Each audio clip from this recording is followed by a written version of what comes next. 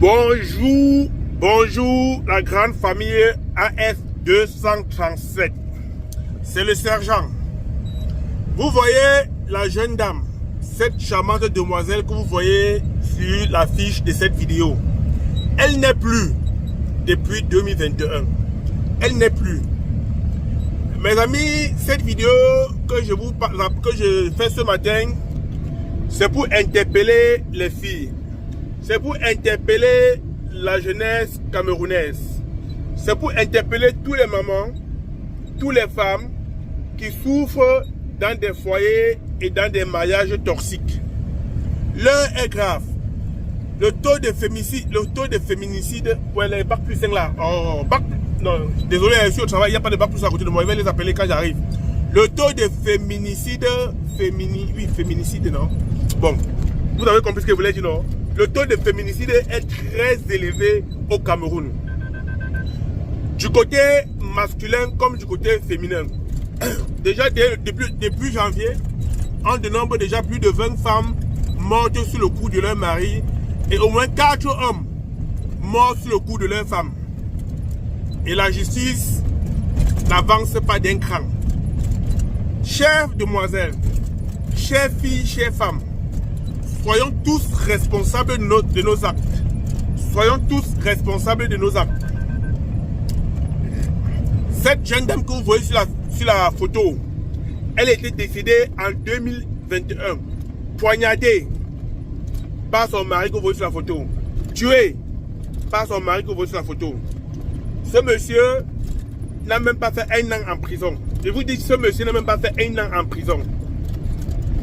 Mes amis, qui a perdu?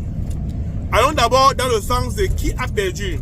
C'est la fille qui a perdu sa vie, parce qu'on n'a pas 2 vies sur terre, et le monsieur qui a perdu sa femme, parce que il a refait sa vie.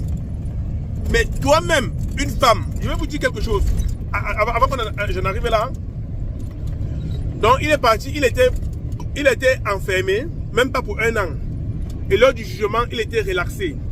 Il a été libéré. Moi, je ne comprends pas encore la loi sur les crimes passionnels au Cameroun, parce que je vais lire l'article. Pour le moment, je vais aller m'informer. Je n'ai pas beaucoup d'informations. Je vais venir vous donner cet article ici, là, sur le méta. Parce qu'il y a une loi, qui engendre ces crimes. Je ne sais pas si cette loi est pratiquée ou bien c'est le choco. Les gens qui ont les moyens, qui ont les relations, qui font des choses et qui n'ont peur de rien parce qu'ils savent qu'ils n'iront nulle part. On va leur relâcher. Mais sachez une chose, que la justice divine existe. Maintenant, le monsieur que vous voyez là, il est déjà sorti de prison et a refait sa vie avec une autre femme. Je voudrais dire que vous les femmes, vous êtes aussi, entre parenthèses, des sorcières. Pourquoi je vais dire que vous êtes des sorcières? Tu rencontres un homme, on te dit qu'il a perdu sa première femme. Et parfois, il ne peut pas te mentir, hein, parce qu'il y aura toujours quelqu'un qui va dire ça dans sa famille. On dit que sa première femme est morte sous ses coups à lui. Et tu acceptes de t'engager avec ce criminel. Déjà, tu ne te poses pas la première question que, mais s'il a perdu sa première femme en 2021, on est en 2023, est-ce qu'il a fait la prison? Il n'a même pas fait 1 an là-bas. Donc ça veut dire que c'est un monsieur qui est puissant. Il a les pieds sur terre. Parce que je connais des gens qui ont fait des... Je connais des gens qui ont fait les féminicides, qui ont tué leurs femmes en 2010, en 2007, qui t'ont comme ça, parce que je suis encore en prison. Hein. Ça, c'est quand tu n'as pas les moyens et les relations, hein, tu vas camper en prison. Tu dois respecter tes 25 ans de prison. Seigneur, voyez. Ces gens l'argent, hein. Quand tu n'as pas les moyens, tu dois respecter tes 25 ans de prison. Tu dois respecter tes 25 ans de prison quand tu as fait moins.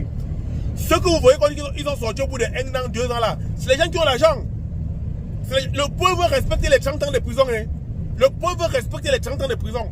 Je connais des gens, en 2004, 2005, quand je grandissais encore à Bafoussam, qui avaient tué leur mère, leur femme ou leur enfant, comme ça là à la maison, par poignard, par bagarre, par quoi que ce soit. Ces gens-là, aujourd'hui que vous parlez là, sont encore en prison.